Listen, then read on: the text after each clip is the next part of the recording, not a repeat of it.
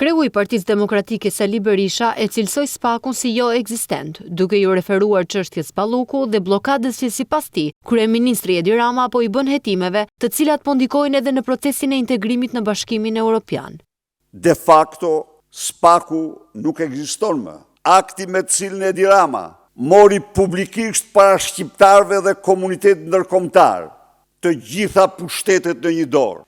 Akti me të cilin ai de facto i mbylli dyert integrimit evropian të Shqipërisë dhe shqiptarëve. Në vijim, demokrati dënoi kërcënimet ndaj avokates Adriana Kalaja, duke kritikuar prokurorin për mosveprim.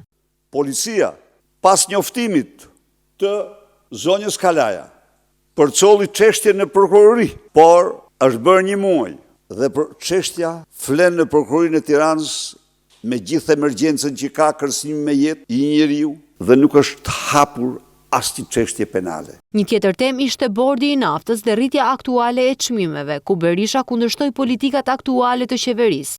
Ka nevojë për bord, për gjysmë taksat, vendos nivelin e taksave që ka Kosova dhe Maqedonia, pastaj le të guxoj kush të shes 100 ark me shtrejt naftën në pompat e Shqipërisë që të marrë atë që meriton.